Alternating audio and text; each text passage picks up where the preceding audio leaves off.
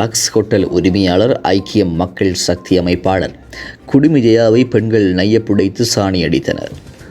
யாழ் நல்லூரடியிலிருந்த lux ஹோட்டலின் நிறுவனர் குடுமிஜயா என அறியப்பட்ட வெற்றிவேலு ஜெயேந்திரனை அவருடன் கடந்த 10 ஆண்டுகளாக வாழ்ந்து வருபவரும் ஜெயேந்திரனின் குழந்தையினுடைய தாயுமான தர்ஷினி தலைமையில் 10 வரையான பெண்கள் ஹோட்டலுக்குள் புகுந்து அவருக்கு சாணி தண்ணி கரைத்து தாக்கிய சம்பவம் நேற்று ஏப்ரல் 20 இரவு 9:30 மணியளவில் இடம்பெற்றது. குடுமிஜயாவின் காம லீலைகள் பற்றிய பதிவுகளை யாழ் ஊடகங்கள் மூடி மறைக்க முற்பட்ட போதும் தேசம் நெட் ஆதாரங்களோடு அவற்றை அம்பலப்படுத்தியிருந்தமை குறிப்பிடத்தக்கது. எனக்கு பொண்டாட்டிகளை வப்பாடிச்சு உண்ட கோத்தைக்கும் என் அப்பனுக்கும் என்ன உறவோ அந்த உறவு தான் எனக்கும் தரிசிக்கும். நான் கல்யாணம் முடிக்கவும் இல்லை, தாலி கட்டவும் இல்லை.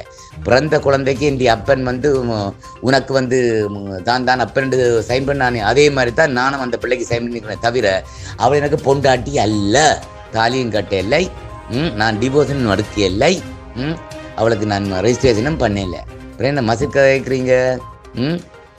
என் அப்பனுக்கும் உண்ட கோத்தைக்கும் பிறந்தனே தான் நீ சின்ன விட்டு தானே பிறந்த நீ, அதே மாதிரி அது ஒரு சின்ன விட்டு பிறந்த பிள்ளை தானே. ஆனால் விளிம்பு நிலையில் இருக்கும் இளம் பெண்களை தனது பணம் மற்றும் போதையை ஊட்டி மயக்கி அவர்களது இளமையை சுரண்டும் குடுமிஜயா பிரான்ஸ் லாகூர்னேயில் உள்ள சிவன் ஆலயத்தினுடைய தர்மகர்த்தா என்பதும் இங்கு குறிப்பிடத்தக்கது.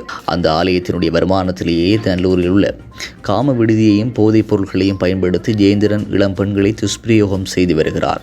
தேசம் நெட் செய்திகளை அடுத்து கொழும்பில் அவருடைய மகள் முறையான பெண்ணோடு தலைமறைவாகி இருந்த ஜெயேந்திரன் தற்போதைய அரசுக்கு எதிராக நல்லூரிலே ஆரம்பிக்கப்பட்ட கையெழுத்து போராட்டத்துக்காக யாழ் வந்திருந்த தருணத்திலேயே வியாழன் இரவு இந்த கோமை அபிஷேகம் லக்ஸ் ஹோட்டலில் இடம்பெற்றது. இந்த தாக்குதலின் போது பல லட்சம் ரூபாய் பெறுமதியான உடைமைகள் சேதமாக்கப்பட்டுள்ளன.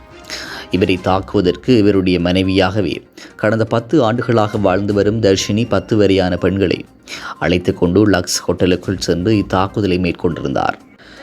இது பற்றி இவர்களோடு வாகனத்தில் சென்றவர் தேசம் நெட்டுக்கு தகவல் தருகையில் தன்னோடு வாழ்ந்த பெண்ணை குடுமிஜயா வாய்ப்பாட்டி என்று சொல்லி திட்டியதையும் தன்னை சாதி பெயர் சொல்லி ஏசியதையும் சொல்லியே சாணி தண்ணி அடித்ததாக தெரிவித்தார்.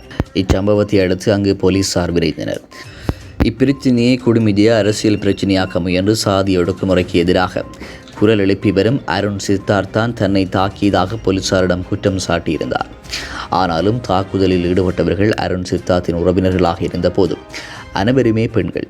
குடுமிஜயாவுடன் மனைவியாக 10 ஆண்டுகளாக வாழ்ந்து வருபவரும் ஜெயேந்திரனின் குழந்தையினுடைய தாயுமான தர்ஷினி அருண் சித்தார்த்தின் மனைவியின் சகோதரி என்பது குறிப்பிடத்தக்கது. குடுமிஜயா தனது மனைவியாக வாழ்ந்து தனது பிள்ளையை சுமந்த தர்ஷினியை சாதி பேரை சொல்லி ஏசுவதாகவும் ஹோட்டலில் வேலை செய்பவர்களையும் சாதி பேர்களால் ஏசுவதாகவும் தர்ஷினி போலீசாரிடம் முறைப்பாடு செய்ததாக அருண் சித்தார்த் தேசம் நெட்டிடம் தெரிவித்தார்.